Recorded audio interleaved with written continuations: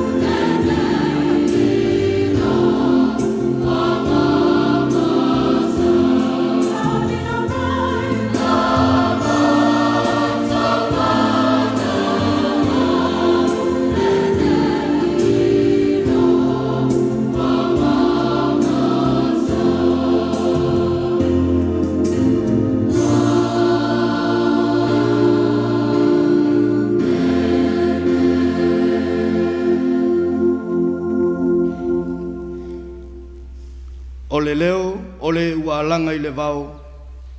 Ina teu te wia o tau le ala o le ri. Ia whasa sao o na ala. Tātou te talo mo le nganga pa ia. Le atua siri siri e selo mātou ta mae whavavau. Sila lo whamaya la uafio I le tāpua inga Samoa I le neitai au. Mātou ta talo lava I la uafio. Pulu nau na wina o mātou ta ngata ta puai. E ala lava I lo wanganga pa ia. Ina ia mātou ta puai I la uafio. I le ava ma le mi ngao e tatau ai. Ma whaasir silina I pea lo lava vinga. Nei e o I le whaavavau lava. O mātou ta talo. E ala lava ia Yesu ke riso lo mātou walii ma lo mātou whaola. Ua mātou wole ma wala au atuai. Amene ma amene.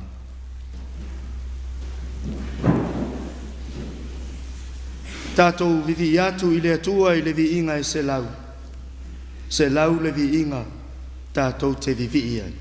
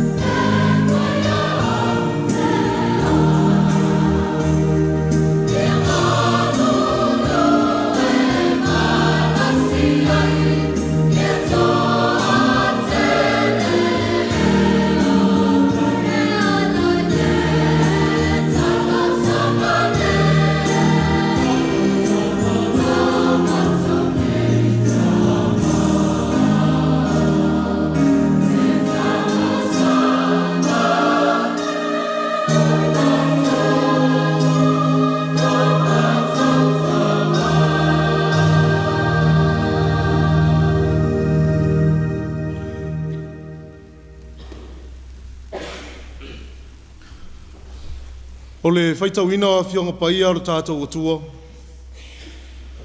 Tuse filifilia mai le whenga inga tuai. Tupu e lua o lona mataupu mua mua. Tātou whaitau whelafulafu ai mai le whaiupu e walu. Se ia whangata i le whaiupu e se fulu maleono.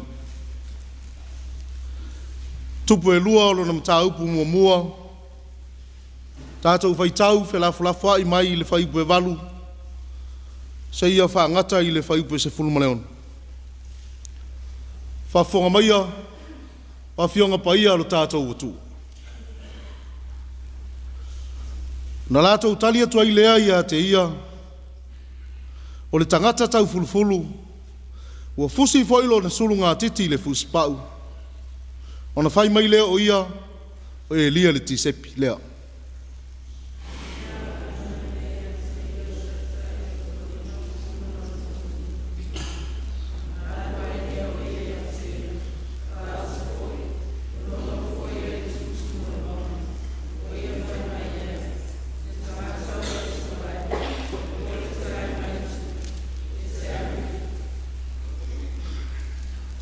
Na tali atu leo Elia, ua whape atu i le taitai o toa lima ngafulu. A whai o le tangata o le atu au, ia luifo le afi mai le langi, e whau matia i oe malau toa lima ngafulu. O na luifo ai leo le afi mai le langi, ua whau matia, ia te ia malau na toa lima ngafulu.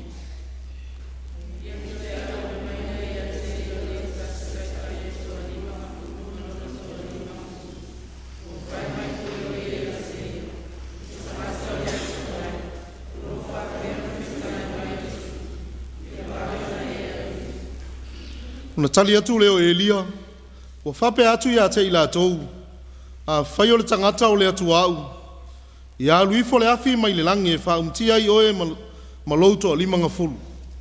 Na luifo ai leo o le afi a le atua mai le langi, ua whauma ia te ia malona to o lima ngafulu.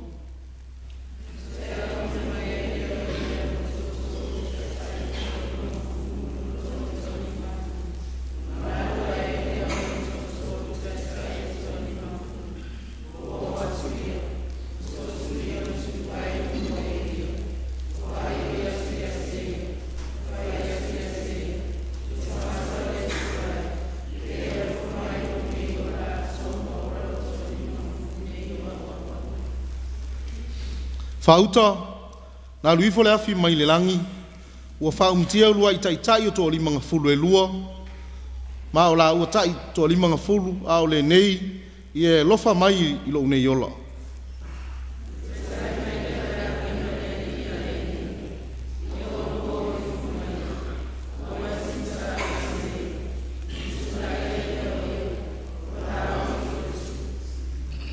Ma le whaiupu e suma leono,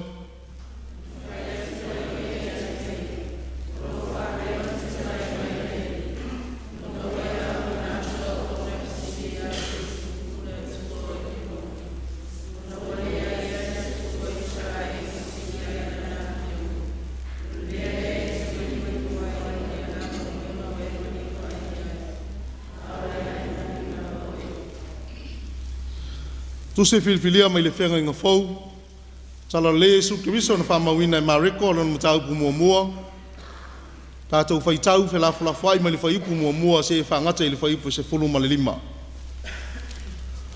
Mareko alon mataupu mua mua,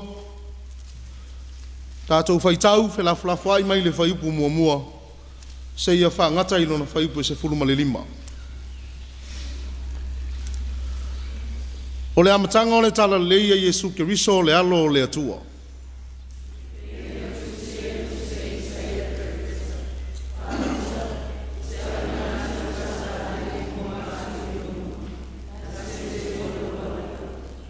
O le leo le walanga i le vao, i nā teu te uia utou le ala o le ali, ia wha sasa o nā ala.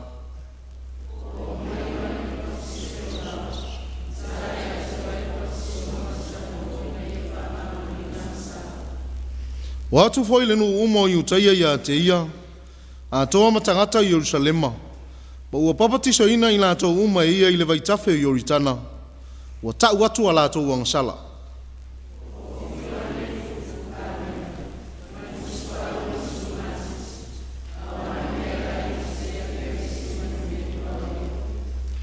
tala ia tu ia, ua whape atu, o lo muli mai le tasi, e sili o ia te au. O te lea o ngā au e punou ifo matatala le nonoa o na se vai.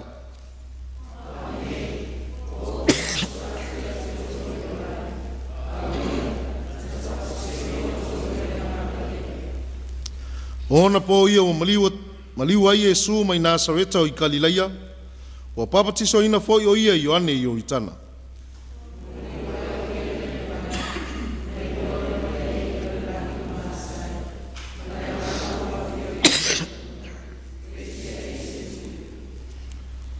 O mai foi le sifonga mai le langi o whapea mai, o lo watali pele oe, o te fia ia te oe.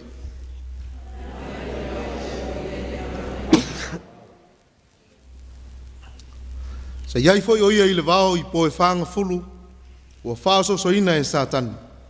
Sa iai mamanu ai, sa au auna foi a ngelu ia te i.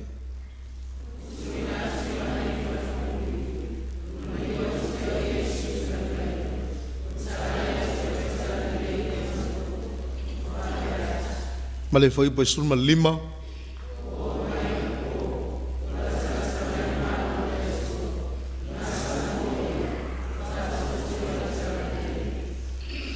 Ia whamanuia mai le atua ele le tātou whaitau, ma whalongolongo ia nā whionga paia.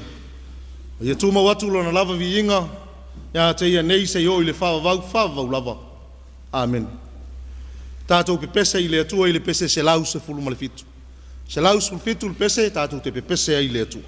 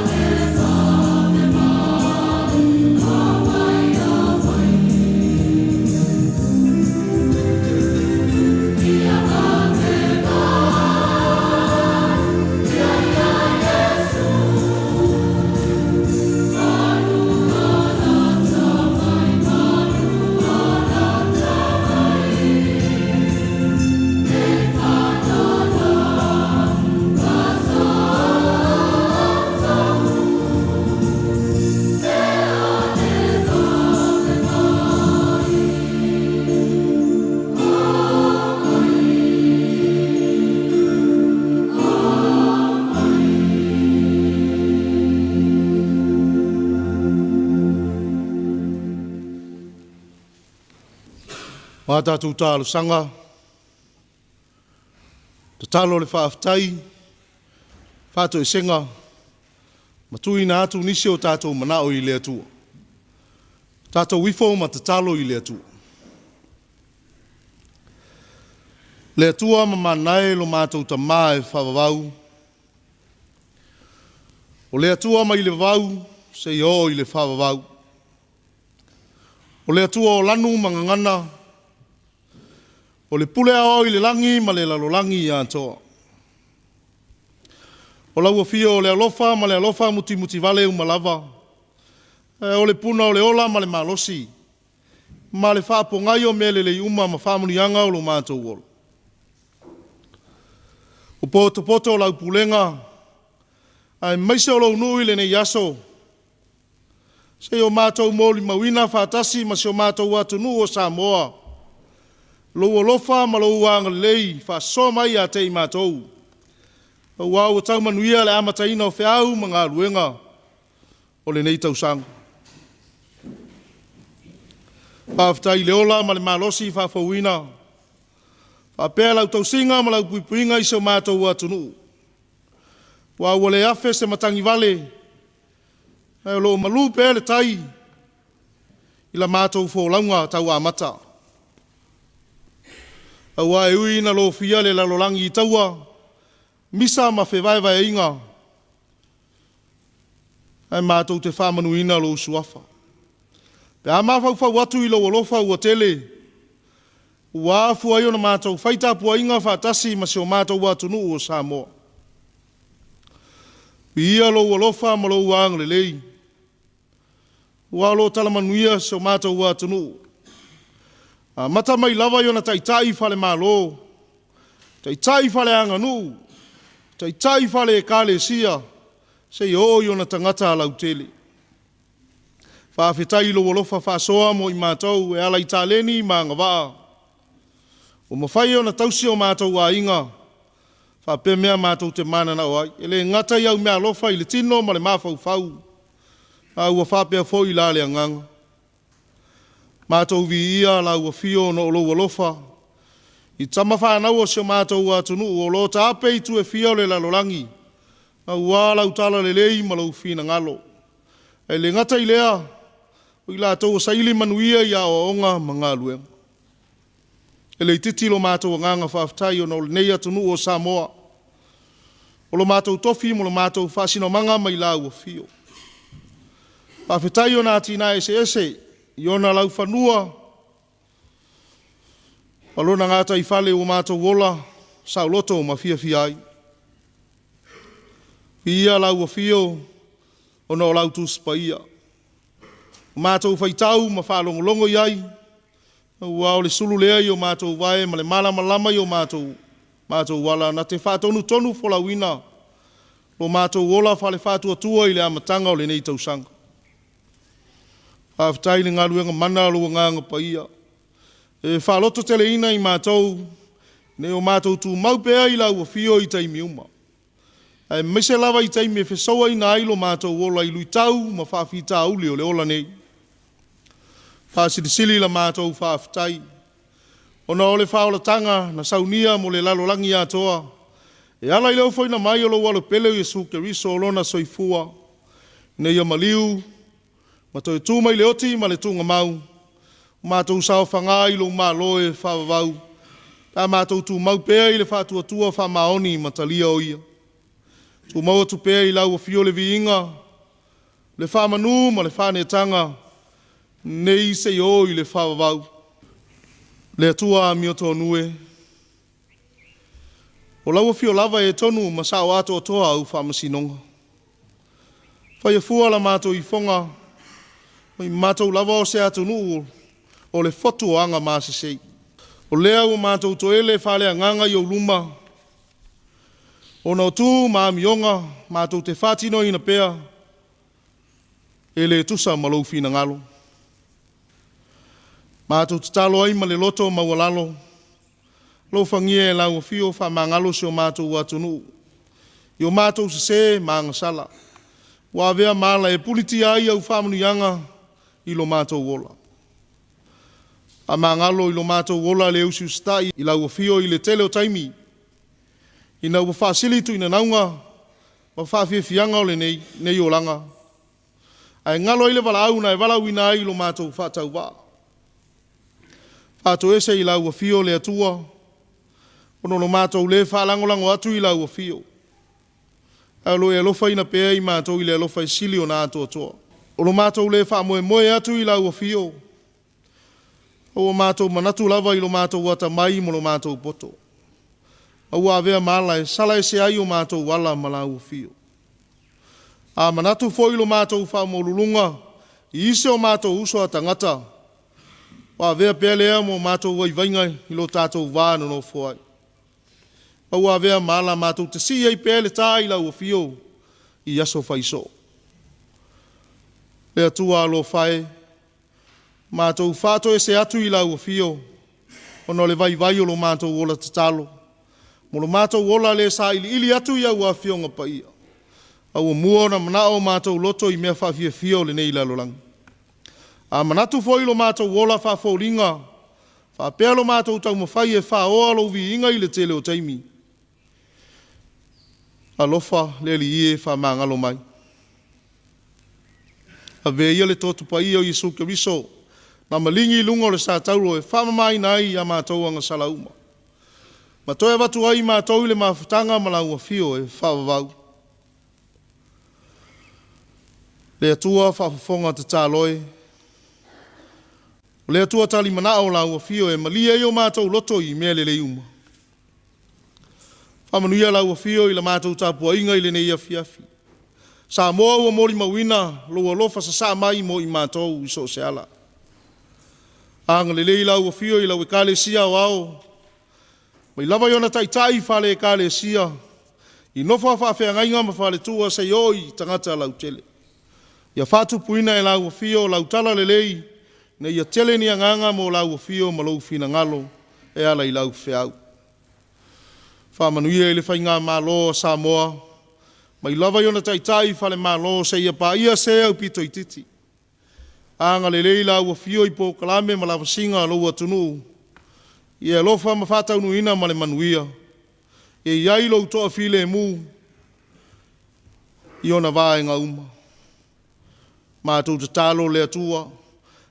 Pule ngari ma whai pule inu ma fio anga. Whapea na tangata lau tele ia wha moe ma wha lango atu I le mana o lo nganga pa ia. E wha vai ai wha I unga whai. Anga lei seo fia maua se feso soani. Le tangata loto mawhatia ia tausia I o ao anga lelei. Wau mātou taritonu ma whātua tua. Na o lau fio lava e mawhaiona e solo I sealo I mata o le whānoa noa. Ai to e whātu tongo moe whau o le ola. Ona o le whainga tā o le tui o le maliu ma le oti. Pea o mai lo mātou ola. Mātou te talo. Se e alofa le li ie. Ma whamanuia. I ona lau whanua mo na lau elele. Maise olo na ngata I whale o lo mātou avangali mai le tele o taimi. Le tau atina ina o seo mātou atunu I o nā tina ese. Wha tupu la ia e lau fia wase manuia o tangata lau tele. Le alua lau tala le lei so se whata whai taulanga I le nei yaso. Ia tō whasi le taua whale anganga I nei ia tele ni anganga. Mo lau fia ma lau malo. A tō te manatua. Ai o mātou uso tua oi. I atunu o le Pasifika. I ai pele anga leia I lantou. Ia malupui puia mai le tele o whalawe whale nā tura o lo masani o na lo fiai. I lalo langi vevesi. O na o taua ma whewaiwa e inga. Ai maise o wha mai. A lofa mao atu I ai lo file mu. Ne ia maua le nofo whealofani. A lofa foi lau a fio mao atu ai lau wha mawhanwhananga ia I lantou. O mawhatia. Ona o mawhatanga mo tsia I le maliu ma le oti. Se taimi o mātou whaalongo ia ua fiong paia. Whetalai mai lau a fio e ala I lau a wauna. Whapaia I la mātou whaalongo I lau fina ngalo fola mai. Wa mātou te talo ia. Whatasi ai mā te talo lilo I le loto le tangata lava ia. Mātou tu ina atu I lau a fio ia. Whaia pea lau fina ngalo. Ai aua lo mātou whatau anau. O mātou te talo e ala atu I le suafa mamalu Yesu Keriso lo mātou li ma le whaola. Amen. Tātou pese i le atua i le pese se lau iwa sul malim. Se lau iwa sul malima le pese tātou te pese ai.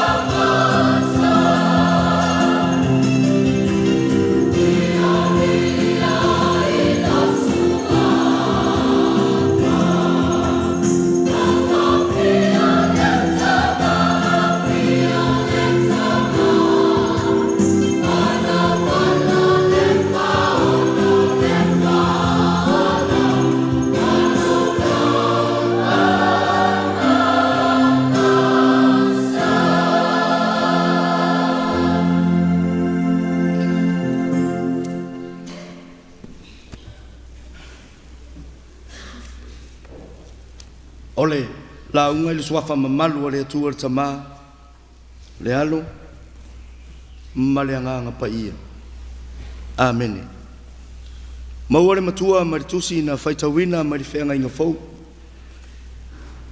evangelia fama wina ma reko a lona mata upu mua mua fa nga ina le foi upu evalu e fai matua o te toi faita wina o unei o papati so atu ya te o tou le vai a o ia na te papati so ina o tou ile anganga pa ia e lua vai aso o le ava ili ai le tusi a mareko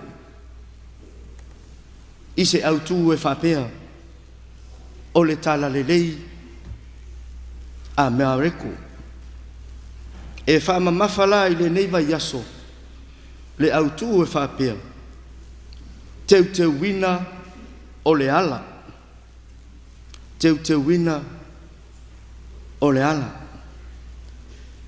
a o le whasinonga lava mo le nei aso e tu sai ma le tusi whaitau aso o loo whapea malanga a Ioane i a Yesu malanga a Ioane i a Yesu John's journey to Jesus a whamatala le malanga po le upu malanga o se nauna o na manatu lea i tūlanga lea wa sui le nofoanga e a ngai i ai traveling from one place to another a wha upu foi le malanga o se veape o le alu i se isi nofoanga travel somewhere a wha upu foi le malanga wha le soifua pe wha le soifuanga o na vaai lea i le ngā so longa o le soifuana mai le laititi se iho i na matua o le malanga wha au e o la sa ili poto le atamai Fa'apefo mati nai. It's a progress in growth of life through experience, knowledge, and development.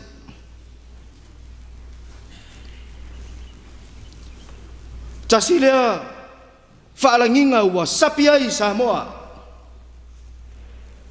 o tangata ua masani le fai malanga.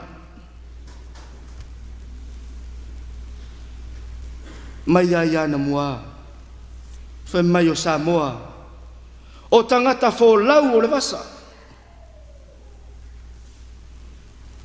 le le fa langinga o le fa autama o tangata Polenisia aua o Samoa o le fatu o le Polenisia o le tupuanga ia tu nuu Polenisia e peona tatou masani le foi la ua tatou mai tauina ua tupu maola ti naia si o tatou ua tunu ona o le malanga atu ma le malanga mai po o le toi foi mai isa ilinga manuia ma le ata mai whaalau te leina e o lava foi totonu lava o si o tātou wa tunu. E a Afiafi o ai lava. Ona o mafua anga tatau. Mani mafua anga lelei. A o malanga foi nei.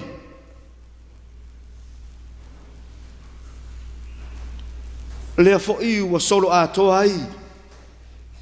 Ma fela ua inga. O vai la au whaasaina.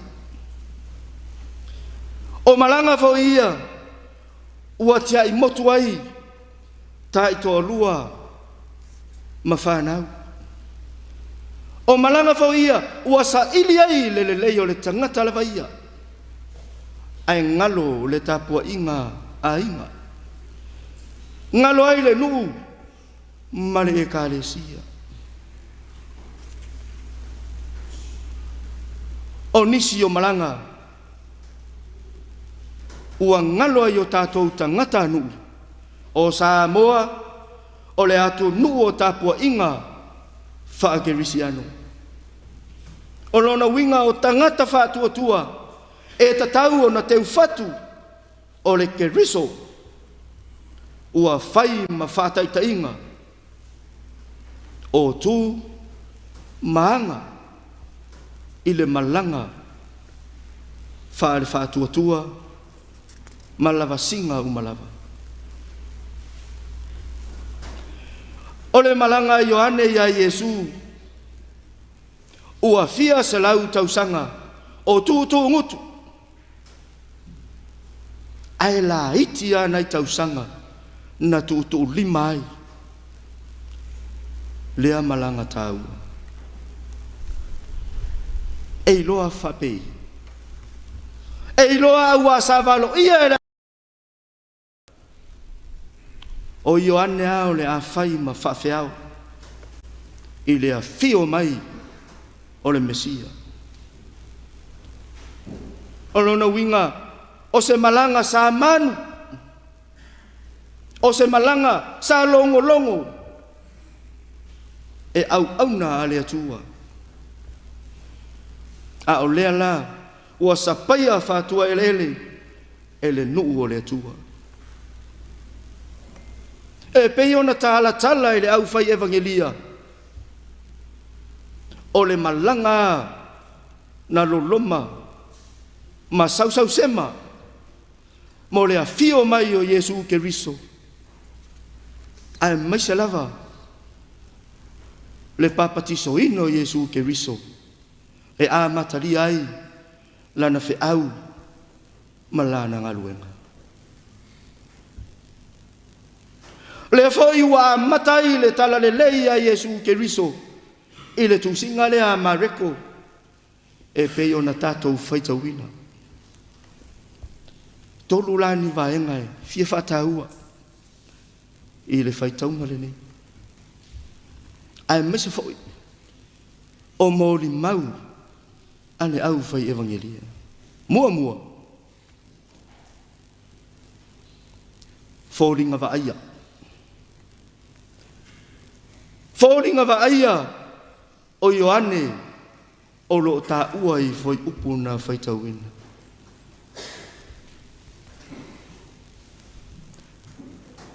Ua le o se perofeta po o se ao e ofu i le ofu tāla loa. A o Ioane ua na o se ave fe au tāla vau. E mai le tua vau. E ofu i pa ua manu. O fōlinga o le tangata ua saungi e ave mea uma. E ave lona malosi i le whai au malenga luenga ua tō fia i oia.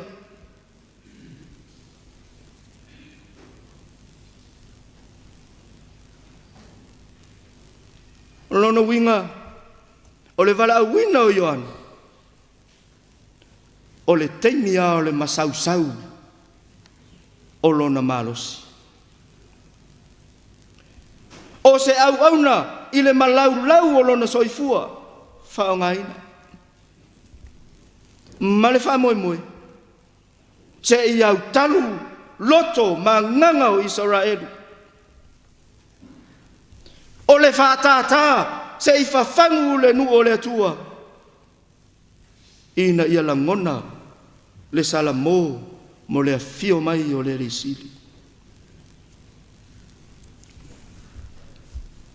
O le isi vaenga o le fōlinga vai. Mea ai. O mea tau mafa. Se a ke rise male melivao.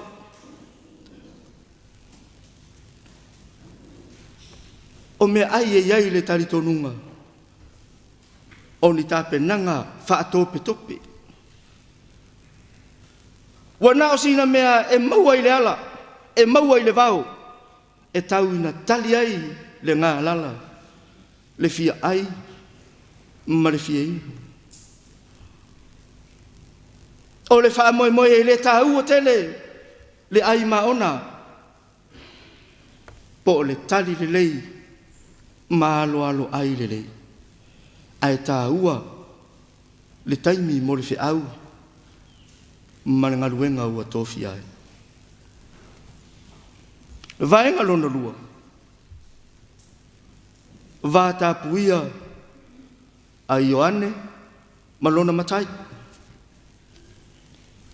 Ia po le va tapuia fo i o le au auna ma le ana le fiau. O le punou matatala se vai, po o nonoa se vai.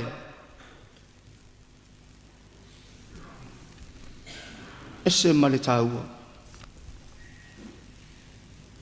Le ngaluenga le na e whai le au auna. O le ngaluenga wha le au auna o le vai tau. Punou matatala se vai. O le ngaluenga le polonga. I tū maanga. O ia o na pou. Whaasino tonua i ai le punou matatala no noa se vai. Ao le aua tau tino i iwane. Lono winga a whaavasenga. Ese le maua lalo o le tūlanga ua tua i iwane i alava. I le vāwhenga i ai. Ma lona matai. A whawasenga, lona winga e uma au na rea tua. Uma tangata lau tele. Uma au na o le maota. Uma le tangata polonga. Ona whatoa o lea. I le ngaruwenga. A Ioane. I lona lea manatu. O le manatu o ia lava, o se au auna, le au ngai le vapa ia ma le atua. Ua ia tau tino foi, lana papati songa, i le vai. A o ie, e papatiso, i le anganga pa ia.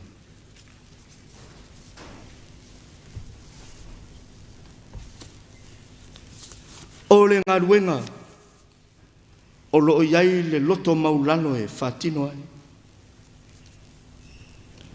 O le ngaruenga e ave le whamua mua, i le e tatau ai le whamua mua. O le vaenga lona tō. O le whiau, ma le ngaruenga, a Ioane. Le ase au ngā o le whiau. Le ase au ngā o le soifua ma le olo le au auna.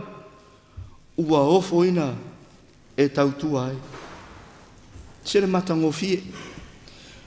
Whai mai ua Salamoa i utaia. O Jerusalema atoa se ia o lava i le Yoritana. Whaatino le whiau. Ma ngā ruenga le papatisa. Lea fo ia manino i upu na tātou whaitawina. Ua ave la le mua e le papatiso ina o Iesu Keriso. Ina ua avanoa le langi. E ese le matango fie. Ese le tala le lei.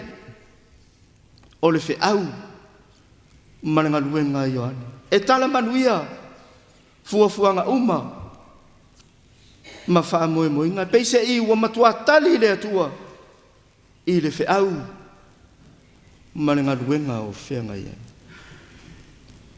Foi upo fo ina faitauina i lona whaiuiunga. Tini ai le ngaluenga lea ai oane. E tini i whea. E tini i le whale pui pui. E tini i puapua ngā. E tini i le a whaina o le tino. Tā lofa i le tali. O le tauti ngā. O le wheau marenga ruenga. A tonu o le tali lea. Wa uma fo i ona whaata oto e lea tua. I lona lava whina ngaro. Tosi na whaita wina mai le whea inga tuai. Ua mawai atu a apo le tupu. Ai solo ai mai a saia lona teri. Peitai. O le tupu e tāpuai i a paana. O le tupu e mamao na manatu ma le atua o Israelu. Le ai so na whaalango lango i le atua wa uma no si whengainga ma Israelu. Le ala leo le wala au le atua ia Elia. Elia. Se Italia tua ia Asaia. Se Italia tu ma whailo atu. E ese le mea sa ili fe sosoani ai. E ese le mea ta oto ai o na wha moimoinga. Wa ese le atua e manatu ai. E tai tutusa lava wha matalanga o Elia ma Ioane. Mai tari tonunga o le whenga inga tua i e la eifo i pa ua manu. I lana wheau ma lana ngā ruenga. A whai mai le tala e wa awina mai a asaia tai tai o le tō lima ngā fu.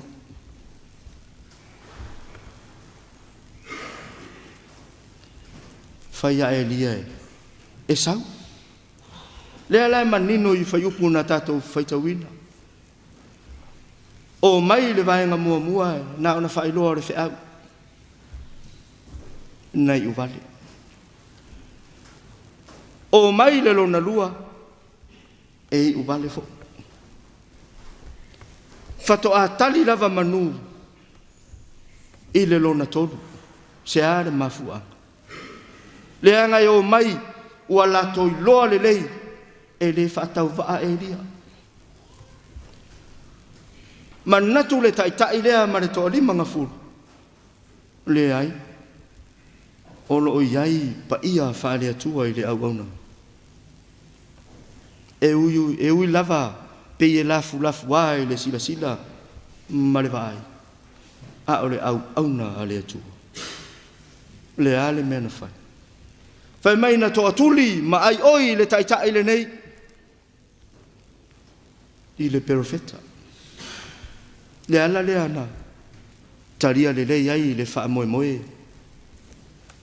Ma le au ngani ma le wheau. Pei tai. Ua le aise mea e mawhai. E pei e whoringa o se mai ua ui. Awa na tau nuu lava upua le atua. Ia asaia. Na maliu lava e luna o lona moenga. A o le a se wheau mo i tātou Samoa. I le nei fo yasu. O le malanga a Ioane. Na tini lava i a Yesu. Na tini i lona wha moe moenga e tatau ai. E ui lava i na puapua ngā tia ai. Awa o tātou manino. O le tini na iai le moe moe noa. Ma le lau whāle aina. A e sa le whaafiti Ioane. I lona walauina. Ma lona tofinga. Ma le wheau. malangaluenga. O le au na sa fa mai alelei ana ngaluenga. O le au na sa mota ina ia furitua tau sa afia mai i le nuu o le atua. Ina ia alu au ata oto so naonga. Ina ia alu a ola pea le fe au malangaluenga. Ai mese o le Mesia ua la feiloai ma fa'auauina le finagalo o le atua. Amu ia tātou e le tau fai malanga i a Iesu. A le aua mahea le malanga mua mai o Iesu ia te i tātou. Le tātou te tāpena mo lona toia fio whārua mai mo i tātou. E le toi tau hawa o ina i tātou e peio i Ioane i a Israel. Le ai wata oto a o se a loo le fina ngalo ma le fe au o le atua i a Samoa. Na pau ala tātou o le tātou vaili ma vava i pea i le tātou whai ngā malanga o fea o ta otoa. O fea o iai le whamuamua. O fea o whaonga ina i le soifua mareola. Se i pulu lima le fe au ma ngā ruenga. Se i whalata le sao Samoa i a Iesu Keriso. Malo tātou utua. Masani tangata whai malanga i runga walele ia po o whaafo. E iai le pepa whaatu mo le immigration e tai tangata. Fasolo fesili matali. Ai ai ala si fesili nae. E tu fesili mai ai. Le a le mafua anga o le malanga. Ona whapea mai leo upu parangi po le whapea tania o lo iai. Business or pleasure. Business or pleasure. Ia pi o Samoa ia e fua lava i le mafua anga o le whainga malanga. A o le winga o le manatu ua o ai i le vaenga. E se ta ua o le wha manatu mai fo i o nei lainana. Le nei aso ia ma tātou malanga. O le malanga i o ane ia Iesu. Ai ala tātou malanga. Awa a pleasure. E na o mea whaafiafia. O lo sa ili ma whaauau le fiafia. O lo ta whao pea. Ta whao whaauau i isi aturu. Ai a business. Lala i ele mafuanga te tau. O lo iai le mafuanga sa ili. Po o a onga. Ia po a tina. Po se le lei mo Samoa. Ia po se manuia mo le tangata lava ia. Malona ainga. E tari tonu fo ila le manatu.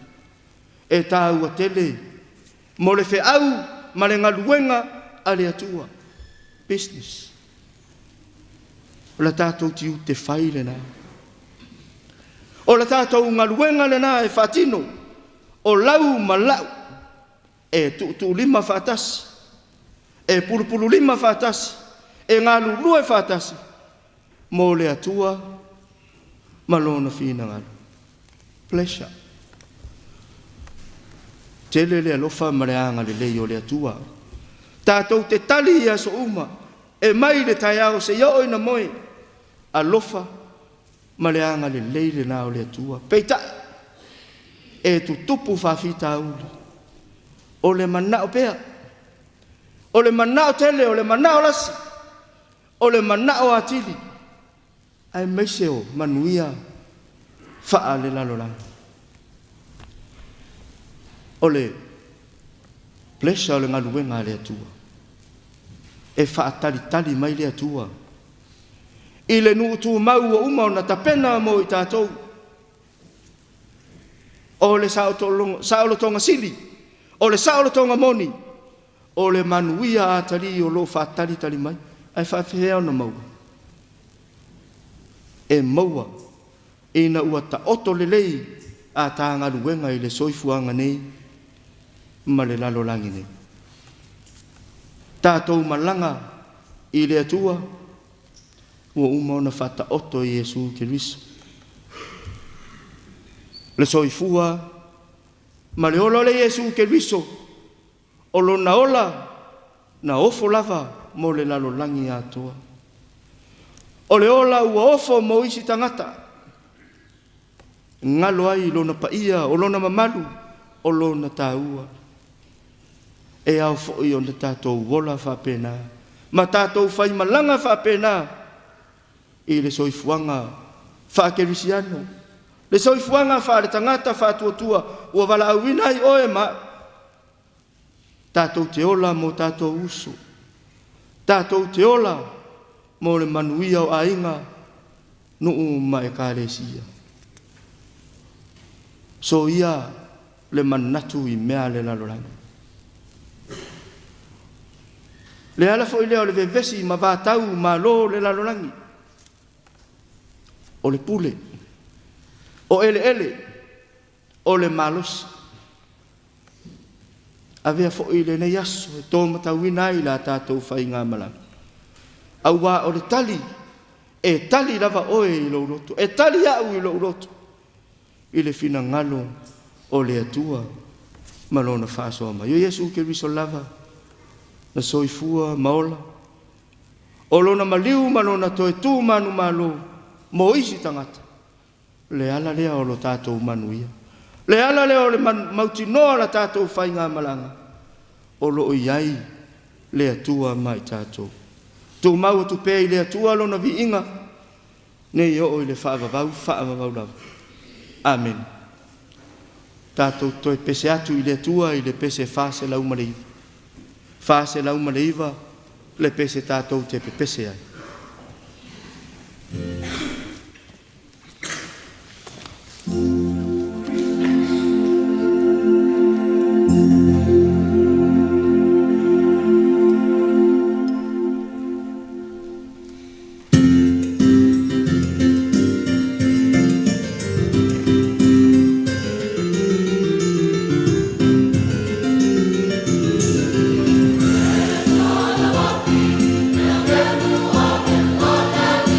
Yes,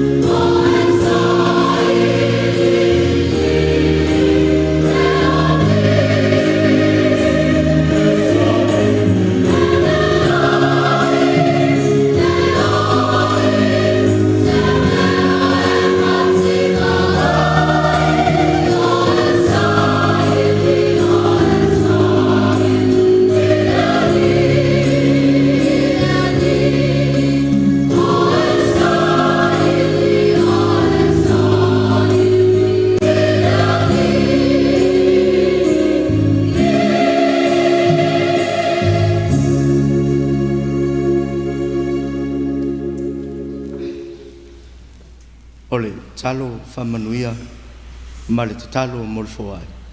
Tato wifo ma talo i le atua. O mātou au ina nisi o vaenga o loa lofa whaso mai mo tangata le le ie lo mātou atua.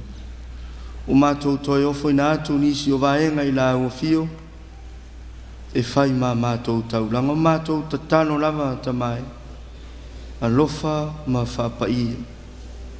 Talia mai whaatasi ma o mātou tangata whao ngā ina i so se tū ma so se whiau e te whina ngalo iai.